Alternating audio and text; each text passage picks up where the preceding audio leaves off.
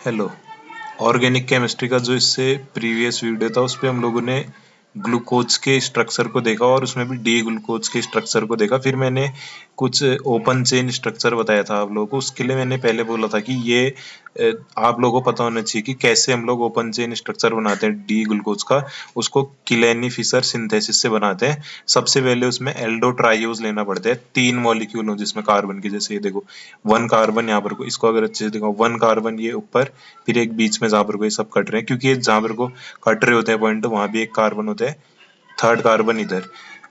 फिर इसी से हम लोग क्या निकालेंगे, इसका किलेनी फिशर सिंथेसिस करते करते फिर हम लोग लास्ट में ग्लूकोज का स्ट्रक्चर हम लोग को पता चलेगा कि किस तरीके का है। तो उसी को समझने के लिए अब सबसे पहले हम लोग को क्या लेना पड़ता है, सबसे पहले हम लोगों को लेना पड़ता है डी फैमिली का 3 मेंबर की रिंग, जो मैंने बताया अभी सबसे पहले, जो जहां से शुरुआत हो रही है डी ग्लूकोज का स्ट्रक्चर बताने के लिए। डी फैमिली का एल्डो ट्राइओज मतलब कि 3 कार्बन वाला एल्डिहाइडिक हाइड्रोक्सी ग्रुप लेना पड़ेगा, जिससे हम लोग एल्डो एक्सोज निकालेंगे। और फिर किलेनी फिशर सिंथेसिस करते करते, तो सबसे पहले कॉन्फ़िगरेशन को बताने के लिए जितने भी कायरल सेंटर है मॉलिक्यूल में डी ग्लूकोज के, सबसे पहले डी एरेबिनोज, जो एरेबिनोज होता है डी एरेबिनोज जो शुगर होगी उसको कंसिडर किया जाएगा की कंपाउंड की तरह। और डी एरेबिनोज जो है उसी से फिर हम लोग बताएंगे उसका कॉन्फ़िगरेशन बताने के बाद कि डी ग्लूकोज का कॉन्फ़िगरेशन किस तरीके का होगा। तो डी एरेबिनोज जो होता है हमारा, वो 5 कार्बन वाला क्या होता है, एक एल्डिहाइडिक शुगर होते हैं, एल्डिहाइडिक शुगर मॉलिक्यूल, जिसको किससे दिखाते हैं, फोर्थ जो स्ट्रक्चर है उससे, 5th से, 6th से और 7th से।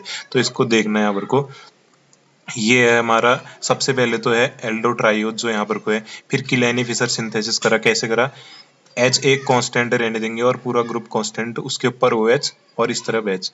और इस तरफ कैसे आएगा किलेनी फिशर सिंथेसिस, क्योंकि अगर इसी को बना देंगे तो सेम ऐसा ही स्ट्रक्चर, तो दूसरा किलेनी फिशर सिंथेसिस कैसे, दोनों एच सेम और दोनों तरफ ओ एच, एक में एक बार एच और ओ एच। समझ रहे हो क्या कह रहा हूँ मैं। फिर इसी का किलेनी फिशर सिंथेसिस करेंगे तो देखो एच ओ एच फिर एक और बार ओ एच, फिर लेकिन दूसरा किलेनी फिशर सिंथेसिस जब होगा उसका, तो एक बार एच फिर ओ एच फिर एक बार एच, वरना सेम हो जाते। अब इसमें देख के समझना, एच एच फिर ओ एच, फिर इसका अगला क्या बना होगा, इसी का किलेनी फिशर सिंथेसिस इस वाले का, एच एच एच और एक side O H O H O H. एक बार कांस्टेंट रखने, एक बार चेंज कर देने। एक बार जैसा स्ट्रक्चर है वैसा ही कांस्टेंट रखने, वैसा ही कांस्टेंट ग्रुप लगा देने और बाकी सेम का सेम छाप देने। और एक बार क्या कर देने, चेंज कर देने। तो वही चीज ऐसे करके समझोगे। तो हम लोगों को डी एरेबिनोज कौन सा स्ट्रक्चर है बोल रहा है, 4th 5th 6th और ये जो 7th है, 4th 5th 6th और 7th, ये क्या है, 5 कार्बन वाला कंपाउंड है। तो सारे देखो 5 कार्बन होंगे, 1 कार्बन 2 कार्बन जहां पर को कट हो रहे हैं, 3 carbon 4th carbon 5th carbon. फिर सबकी किलेनी फिशर सिंथेसिस करेंगे, इसकी भी करेंगे, इसकी भी करेंगे, इसकी भी करेंगे, इसकी भी करेंगे, तो हम लोगों को क्या मिलेगा बोल रहे हैं, 6 कार्बन वाली चेन मिलेगी। उससे हम लोग डी ग्लूकोज का फॉर्मूला बताएंगे कौन सा होता है, उसका कॉन्फ़िगरेशन बताएंगे। तो बस मैं एक में बता रहा हूँ किलेनी फिशर सिंथेसिस करके, लास्ट टाइम मैंने प्रीवियस वीडियो में बता रखा है, देखना। पहले इस वाले को देख लो, बस इस वाले को उठा रहा हूँ। देखो CHO, एक बार क्या करूंगा मैं, ये सारा पहले तो दोनों में क्या चीज कॉमन होगी, ये सारा कॉमन होगा, वैसे का वैसा छाप दो पहले। लेकिन क्या होगा, अभी 5 कार्बन है तो एक कार्बन की चेन और बढ़ेगी। तो देखो क्या होगा, पहले सेम का सेम ऐसे ही छापा यहाँ तक, फिर ऊपर क्या कर दिया, एक बार OH लगा दिया, मतलब कि उसका अपोजिट कर दिया, जैसा था उसका अपोजिट। और एक बार क्या करूंगा, HOH तो ऐसे ही रहेगा, HOH और एक बार दोबारा से H। समझ रहे हो क्या कह रहा हूँ। तो जब इसको एक बार 2-3 बार प्रैक्टिस करोगे तब आएगा समझ में। सबसे आसानी से समझो ना, ये देखो 3 कार्बन वाला था, एक बार एच वैसा का वैसा ही रहने दिया, दूसरी बार भी एच वैसा का वैसा ही रहने दिया। एक बार क्या करा, एच का अपोजिट क्या लगा दिया, ओ एच यहाँ पर को और एच उधर भी को अपोजिट लगा दिया। एक बार क्या करना है, एच एच कांस्टेंट रखने। तो ऐसे करके करते जाएंगे 6 कार्बन तक, तब मिलेगा। तो 4th 5th 6th और 7th हम लोग को डी एरेबिनोज बता रहे हैं, जो कि हम लोग बेसिकली ये चीज है। तो डी एरेबिनोज से अब डी ग्लूकोज का भी कॉन्फ़िगरेशन बता पाएंगे। तो सबसे पहले क्या है, डी एरेबिनोज के लिए हमारे पास क्या है, इसकी रिएक्शन जब होती है ऑक्सीडाइजिंग एजेंट HNO3 के साथ, तो हम लोगों को क्या मिलता है, optically active di carboxylic acid मिलते हैं। ऑप्टिकली एक्टिव रहेगा और डाई कार्बोक्सिलिक एसिड, उस पर 2 कार्बोक्सिलिक एसिड ग्रुप लगे हैं, जो कि कब पॉसिबल हो सकता है, जब 4th कॉन्फ़िगरेशन और 6th कॉन्फ़िगरेशन क्या करेगा, रिप्रेजेंट करेगा एक्चुअल स्ट्रक्चर ऑफ डी एरेबिनोज। तो देखो 4th और 6th, तो देखते हैं 4th और 6th कौन से है, ये देखो फोर्थ ये वाला CHO, फिर उसके बाद OH इधर, OH इधर, एक बार H, फिर OH, फिर CH2H।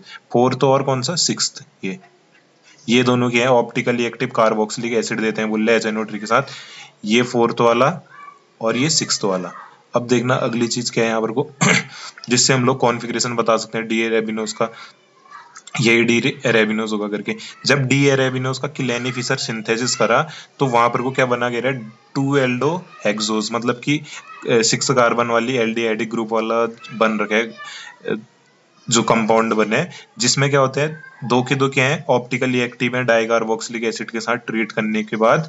जब वो रिएक्शन कर रहे हैं हम लोग HNO3 के साथ, तो जब हम लोगों ने डी एरेबिनोज को क्या करा, किलेनी फिशन सिंथेसिस करा, तो क्या हुआ, डी एल्डो हेक्सोज बना, जो कि क्या कर रहे हैं, दो के दो क्या कर रहे हैं, ऑप्टिकली एक्टिव है और डाइकार्बोक्सिलिक एसिड दे रहे हैं HNO3 के साथ। जिससे क्या पता चलता है कि हम लोग को सिक्स्थ वाला जो है वो एक्चुअल कॉन्फ़िगरेशन है कौन सा, डी एरेबिनोज का। और उससे क्या पता चलता है कि 12th या 13th ही, पहले तो सिक्स्थ वाले का क्या करा, किलेनी फिशर सिंथेसिस करा, फिर हम लोग को 2 एल्डो हेक्सोज मिला। अब जो हमारा कौन से 10th, एक्स से 10th, 11th, 12th और 13th जो कंपाउंड होगा वही कहीं ना कहीं डी ग्लूकोज का होगा। लेकिन दोनों तो हो नहीं सकते, दो कैसे हो जाएंगे, एक चीज के फॉर्मूले, एक चीज का स्ट्रक्चर, मतलब तो क्या हो जाएगा, या तो XII होगा या 13th या 12th स्ट्रक्चर होगा। तो अब ये ऑब्जर्वेशन थर्ड है कि डी ग्लूकोज और एल ग्लूकोज सेम टाइप का कार्बोक्सिलिक एसिड देते हैं HNO3 के साथ। इससे पता चल रहा है कि हम लोग को बस क्या होगा यहाँ पर को, कॉन्फ़िगरेशन 13th जो है वो रिप्रेजेंट करेगा actual configuration of D glucose. अब डी ग्लूकोज जो होता है उसका फॉर्मूला मैंने, इस स्ट्रक्चर मैंने पहले ही बता रखा है आप लोगों को कैसे करके निकालते हैं। बाकी आप लोग कार्बन चेन वाला बुक से, नेट से, इधर से भी देख सकते हैं। तो 13th वाला देखो, ये है 13th, आ रहा है समझ में। 13th देखो, ऊपर से एल्डिहाइडिक ग्रुप, फिर एक कार्बन, दूसरा carbon, third carbon, fourth carbon, fifth carbon, sixth carbon. तो मैंने क्या कहा था, सबसे पहले तो लास्ट से देखेंगे OH ग्रुप इस तरफ होना चाहिए, है, ये तो हो गया सही। और डी ग्लूकोज कब कहा था मैंने, जब क्या होगा, ये देखो, OH OH OH, जब क्या है, सारे ज्यादातर OH ग्रुप का है, राइट साइड है, और एक OH ग्रुप का है इधर। एल ग्लूकोज क्या होता है, अपोजिट होता है इसका, उसमें क्या होता है, OH इस तरफ होते हैं ज्यादा और एक H उस तरफ होते हैं। तो वो मैंने पहले आप लोगों को बता रखे, आप लोग उसको देख सकते हो। तो हमारा जो 13th स्ट्रक्चर है ये डी ग्लूकोज का ओरिजिनल स्ट्रक्चर होगा। अब इसके बाद क्या हमारी, ये देख भी लो इसकी यहाँ पर को रिएक्शन, जो हमारे पास क्या है 13th स्ट्रक्चर है, ये है डी ग्लूकोज। ये देखो यहाँ पर को हम लोगों को पीछे जाना ही नहीं था, यही दिख जा रहा है, ये है डी ग्लूकोज। 1 कार्बन, 2 कार्बन, यहाँ जहाँ पर को भी कट करते हो कार्बन ही तो होता है, 1 कार्बन, 2, 3, फोर्थ, फिफ्थ, सिक्स्थ। और OH ग्रुप ज्यादा मैंने क्या कहा था, राइट साइड होते हैं। देखो 1 OH ग्रुप है, 2 है, 3 है, ये तो एल्कोहल का है। चलो 3 OH ग्रुप मतलब कि सबसे ज्यादा OH ग्रुप का है, राइट साइड है, तो वो D होते हैं, ऐसे भी समझ सकते हो। अब देखो कार्बोक्सिलिक एसिड दे रहे हैं HNO3 के साथ और ऑक्सीजन के साथ, ये देखो बन गया कार्बोक्सिलिक एसिड एल्कोहल का। ऊपर भी देखो ये एल्डिहाइडिक ग्रुप हो गया ऑक्सीडाइज कार्बोक्सिलिक एसिड में।